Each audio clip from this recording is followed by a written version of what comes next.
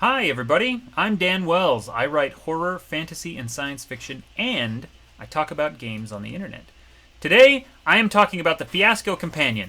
Ba-ba! This is related, of course, to the actual Fiasco role playing game, which I have a post it on the front of mine with my name.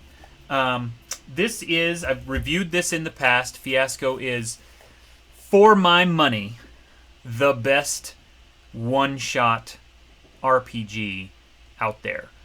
Fiasco is designed to run start to finish, including character creation, in 2 to 3 hours with no prep and no game master. It is a wonderful game to take to conventions, to take to small group parties. Works best with 4 or 5 people. You can do it with more, you can do it with less, but that's the sweet spot. And it really is it's a delight. It creates a story that's kind of like a Coen Brothers movie. Small-time caper gone disastrously wrong.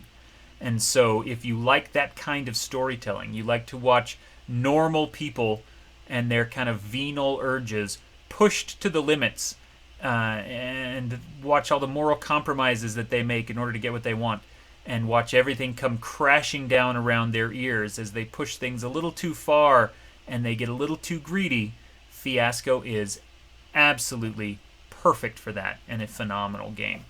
The Fiasco Companion is designed to help you tell those kinds of stories. It has got new playsets in it, which at the time it was published was a really big deal. Today you can get most of the playsets free on their website or through their app, so that's not as big of a push anymore. It does have a different tilt table and different aftermath stuff, and that's really nice. It has what's called the softer tilt. The tilt is what happens halfway through a Fiasco game, where you've done all the setup, you've set up all the pins, and now it's time to knock them all down.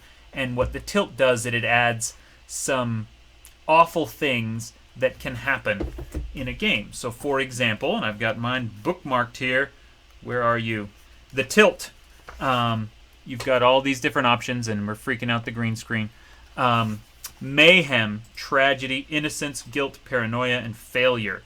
Some of these are wonderful. Something precious is on fire is one of the very best ones. Magnificent self-destruction. Death right on time. These are all just really... They're evocative sentences and ideas that can add a bunch of twist or tragedy to your Fiasco game.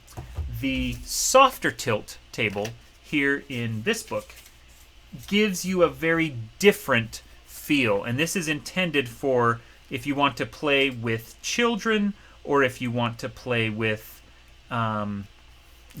if you want to play that. There's a high school play set in here where it's like a high school prom, and you don't have to get as dark.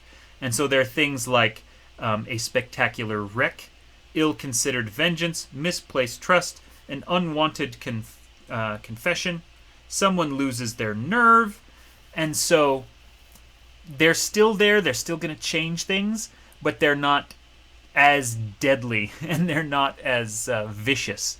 And so it's a little nice to have that. There's also the softer aftermath. The hardcore aftermath from the Fiasco books.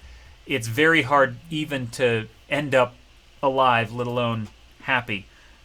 This softens that, and so it's not necessarily going to be as bad. Also, a lot of the sexual stuff that's in core game Fiasco is removed from these, again, so that you can play them with kids or teen groups at high school situations and things like that. So it's really handy for that. Most of the book, though, that's just the new stuff. Most of the book is advice on how to run the game. It doesn't have a game master, but it is a game that definitely works best when one person is acting as the facilitator. And usually in my groups that is me. The one who says, okay, now it's time to do this. My character is going to do X. We need somebody to do Y, blah, blah, blah. Or even just to keep the pace up. And so there's good advice on how to structure the the environment that you play in. There's good advice on how to keep the game moving quickly. There's good advice on how to suggest good things without taking away players' agency or stepping on their toes. And then, there's a couple of different chapters. There's one chapter all about building your own playsets. What makes a good Fiasco playset? How can you build your own scenario? And then another one about hacking the game. What are some options to play the game in a slightly different way? Sorry, there's a gnat flying around here. You use dice in the game to determine what the stories are going to be and whether something good or bad happens and things like that as you go through the storytelling.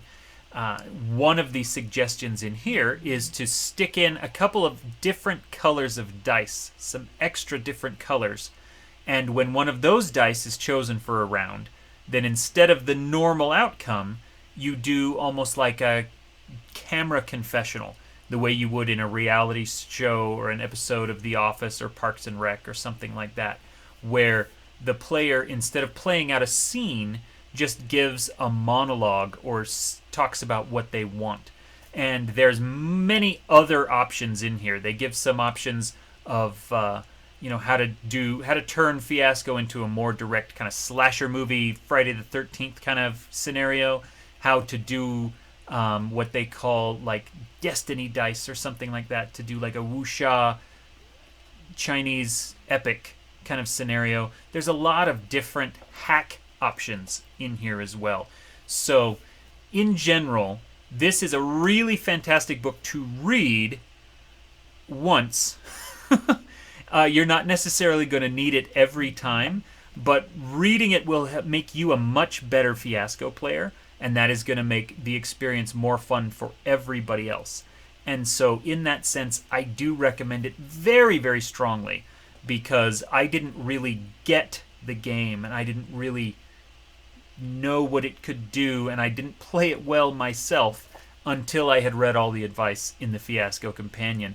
And that is what finally clicked, and it made everything come together, and that's what made this my favorite one-shot convention game. So, there you go. Fiasco Companion, really great stuff. I rave about Fiasco all the time, and the Fiasco Companion is a big part of why. So definitely grab it and check it out.